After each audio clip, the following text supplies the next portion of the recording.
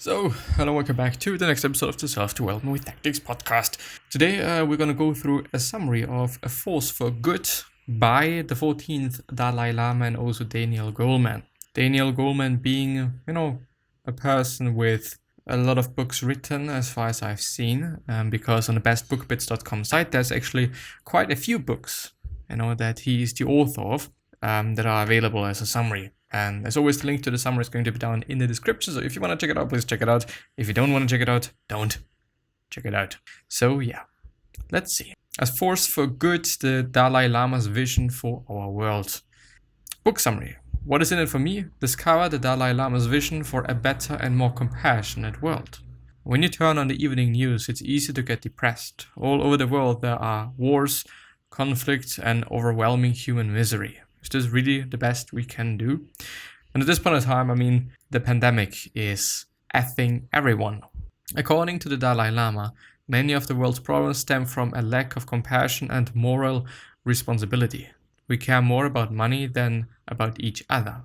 So how do we get out of this mess? As this book summary will show you, when we learn to replace our own negative emotions with compassion and love, we become more dedicated to the well-being of everyone around us. If we take care to listen to both science and religion and what they can teach us about how to live our lives, we can truly become a force for good.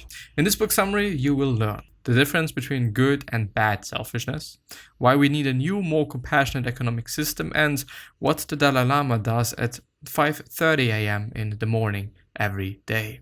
It's probably going to be meditating, Let's bet. I'm going to say yes. Anyway, summary part 1, A Force for Good, will lead us toward compassionate moral responsibility. Every day at 5:30 a.m., the Dalai Lama wakes up bright and early to listen to the BBC News while he eats his breakfast. While this might not be the morning routine you imagine for the Dalai Lama, he maintains that through this daily ritual, he's come upon a great revelation. Listening to the news reveals how full of violence, cruelty, and tragedy our world really is. But why? The Dalai Lama believes it actually comes down to one single deficiency: a lack of compassion, moral responsibility. Today we act out of self-interest and disregard our moral obligations to others. Seems quite grim, doesn't it? But look at it this way. If humans have the power to wreak so much damage and destruction, then we might also have the power to exert an equivalent positive impact. And I think, why isn't this working?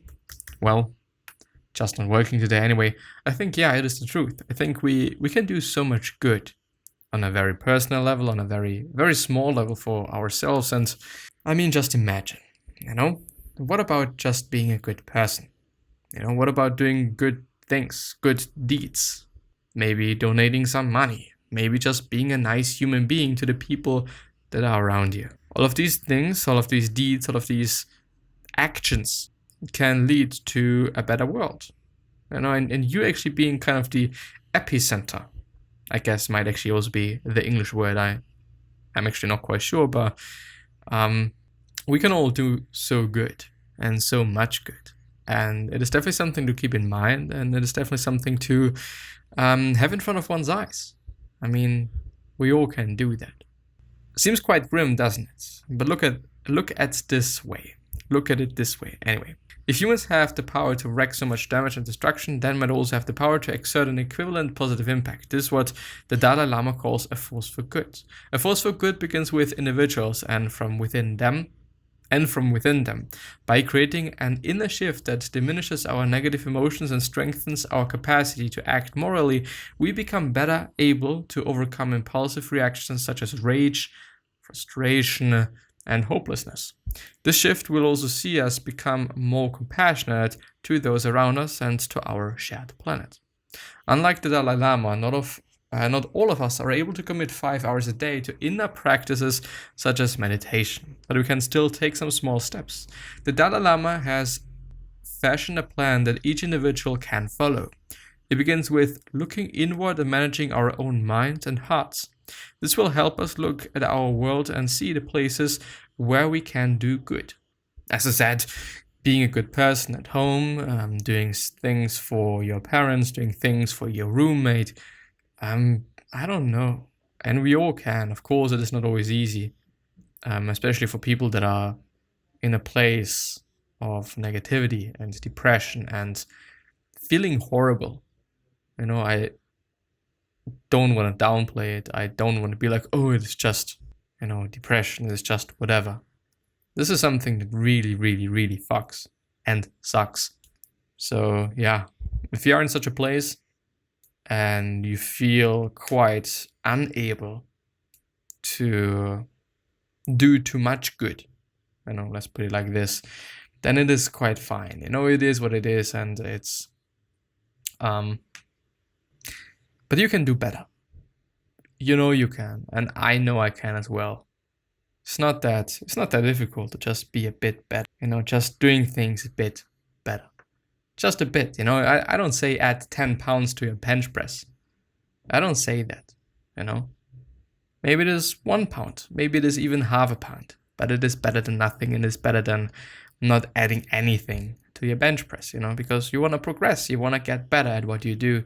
And this is how to do it, by progressing and by, doing better and doing more.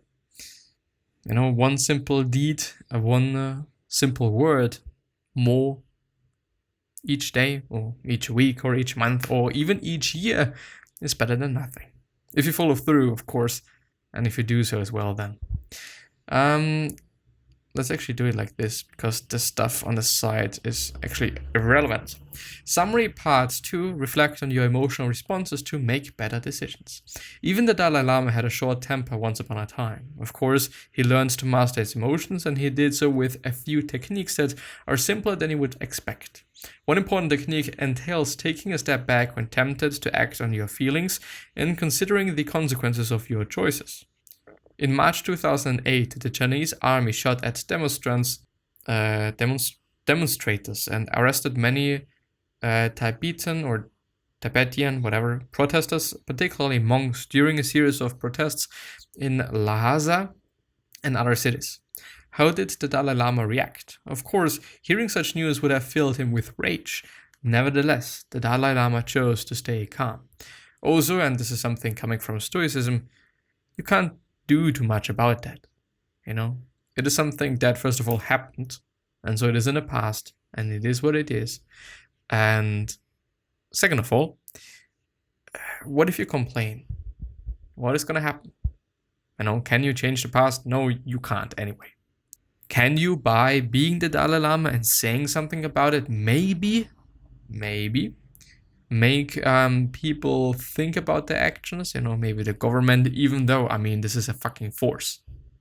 The government, the Chinese government, being huge, of course, there's a chance that you can do something, and one should really try. But expectations should be according to logic, if it makes sense. He visualized the Chinese officials and replaced their negative feelings with his love, compassion, and forgiveness. Having reasoned that the consequence of acting out of anger would only be further damage, he chose instead to control his feelings. But remember, controlling your feelings is not the same as suppressing them altogether. Bottling up negative emotions can lead to outbursts that are impossible to control. When dealing with powerful emotions, it's best to stay mindful. We are better off recognizing negative emotions when we experience them and asking whether the emotions we feel are in proportion to the situation, or whether they are familiar. By understanding our negative emotions, we are better equipped to channel them into positive actions. Well, first of all, understanding, and before seeing them and recognizing them, as he actually also points out, or they point out. If you see, and it is something that I fortunately was able to practice, I'm in general very angry. I have to deal with my anger, and it is something of a burden, sometimes, and it really can be harmful as well for me and for other people and things and whatnot. But it is very important that I am able to see it and I'm able to recognize it coming up, And then when I notice it, I can do something about it. I'm not gonna burst out of myself, I guess. I'm not gonna explode. And there is a chance for me to get back to a regular state and get back to a normal state.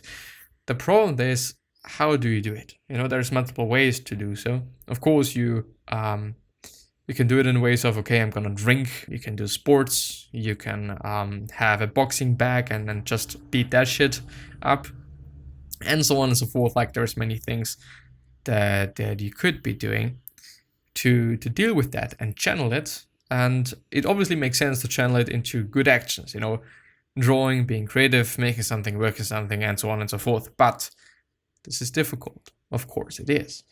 And I think it is all about association, and habits. I mean, when you get angry and then you normally do X, well, probably the next time when you get angry, you're gonna do this X again.